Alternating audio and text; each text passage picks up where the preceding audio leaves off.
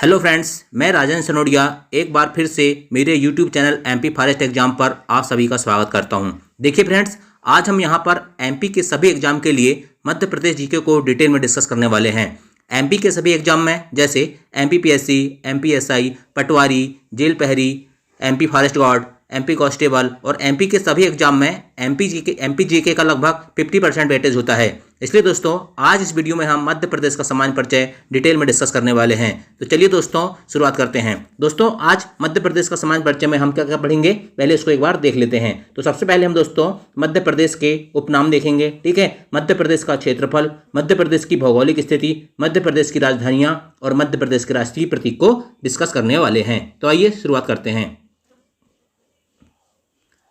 देखिए दोस्तों, मध्य प्रदेश का सामान्य परिचय, general introduction of Madhya Pradesh. Madhya Pradesh का गठन दोस्तों 1 नवंबर 1956 को हुआ था। कब हुआ था? 1 नवंबर 1956 को मध्य प्रदेश का गठन हुआ था। और दोस्तों आपको पता होगा मध्य प्रदेश का पुनर्गठन 1 नवंबर 2000 को हुआ था, जब मध्य प्रदेश से छत्तीसगढ़ अलग हुआ था, ठीक है। तो दोस्तों मध्य प्रदेश को कई उपनाम से जाना जाता है, जैसे सोया प्रदेश। सोया प्रदेश मतलब दोस्तों यहाँ पर सोयाबीन का उत्पादन सबसे ज्यादा होने के कारण इसे सोया प्रदेश कहा जाता है। इसके बाद दोस्तों टाइगर प्रदेश, सबसे ज्यादा टाइगर मध्य प्रदेश में पाए जाते हैं, इसलिए इसे टाइगर प्रदेश कहा जाता है।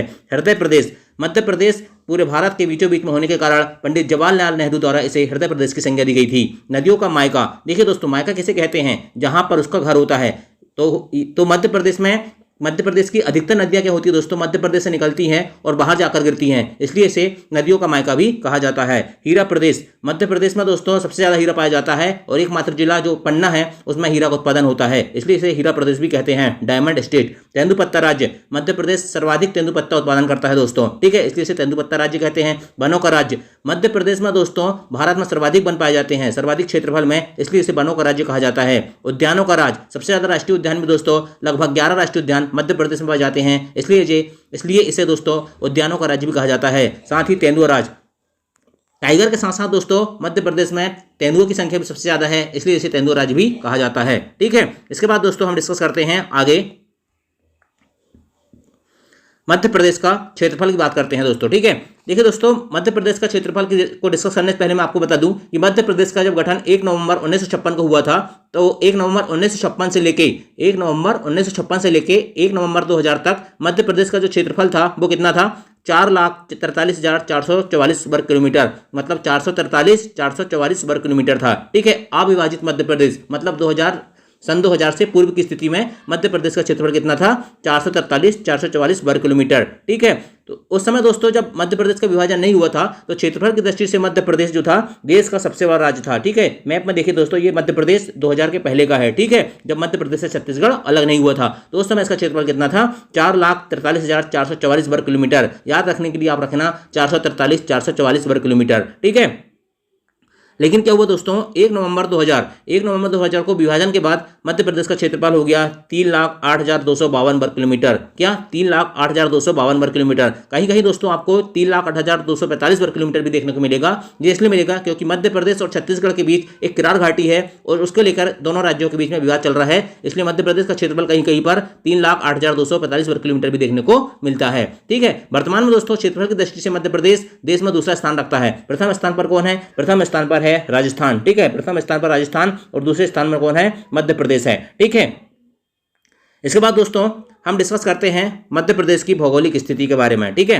देखिए दोस्तों मध्य प्रदेश की भौगोलिक स्थिति में सबसे पहले ये बात जान लेते हैं कि मध्य प्रदेश पूर्णतः भू आवेष्टित राज्य है। भू आवेष्टित का मतलब दोस्तों ऐसा है कि जिसकी सीमा किसी भी समुद्र, सागर, महासागर को नहीं छूती, ठीक है। मध्य प्रदेश की सीमा देखिए दोस्तों किसी भी सागर, समुद्र, महासागर को टच नहीं करती है और ना ही किसी अंतर्राष्ट्रीय सीमा मतलब किसी दूसरे देश के साथ अपनी सीमा साझा करता है, ठीक है। इसलिए मध्य प्रदेश पूर्णतः भू आवेष्टित राज्य है, ठीक है। दोस्तों इसका अक्षांशीय विस्तार कितना है? याद रखना इसका अक्षांशीय विस्तार है 21 डिग्री 30 मिनट उत्तरी अक्षांश से 21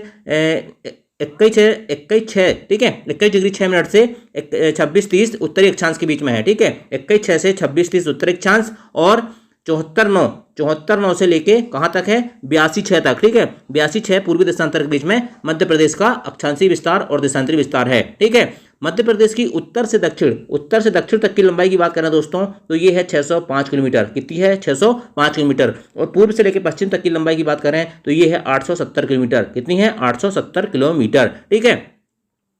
इसके साथ ही दोस्तों मध्य जो कर्क रेखा है मध्य प्रदेश के कितने जिलों से गुजरती है? मध्य प्रदेश के 14 जिलों से कर्क गुजरती है। कर्क रेखा क्या होता है दोस्तों? देखिए दोस्तों, ये पृथ्वी है, ठीक है। बीचों बीच से गुजरने वाली जीरो अंश अक्षांश रेखा को हम कहते हैं भूमध्य रेखा या विषुवत रेखा, ठीक है। और 23.5 अंश जो उत्तरी अक्षांश है दोस्तों, इसे कहते हैं कर्क रेखा, और 23.5 अंश जो दक्षिण अक्षांश में है उसे कहते हैं हम मकर रेखा, ठीक है। तो जो कर्क रेखा है दोस्तों, ये मध्य प्रदेश के 14 जिलों से होकर गुजरती है। अब उनके 14 जिलों के नाम देखते हैं दोस्तों। देखिए, सबसे पहले हो गया रतलाम, ठीक है। उसके बाद उज्जैन, उसके बाद आगर मालवा, ठीक है। इसके बाद राजगढ़, ठीक है। राजगढ़ के बाद क्या हो जाएगा? सीहोर, सीहोर के बाद भोपाल, फिर विदिशा, फिर रायसेन, फिर सागर, दमोह, जबलपुर, कटनी, उमरिया, ठीक है, और शहडोल। तो इस प्रकार से मध्य प्रदेश के 14 जिलों से होकर गुजरती है, ठीक है। और याद रखना दोस्तों, मध्य प्रदेश का एक संभाग है भोपाल। भोपाल संभाग एक ऐसा संभाग है मध्य प्रदेश का जिसके सभी जिलों से होकर क्या गुजरती है? कर्क रेखा गुजरती है, ठीक है। इसके बाद दोस्तों नेक्स्ट देखते हैं हम। और एक चीज याद रखना दोस्तों, मध्य प्रदेश की जो वर्तमान सीमा है वो 5 राज्यों से लगती है। राजस्थान से लगती है, ठीक है। किससे लगती है? राजस्थान से, उत्तर प्रदेश से, गुजरात से, ठीक है, महाराष्ट्र से और छत्तीसगढ़ से। इस प्रकार से दोस्तों वर्तमान में मध्य प्रदेश की सीमा 5 राज्यों से होकर लगती है।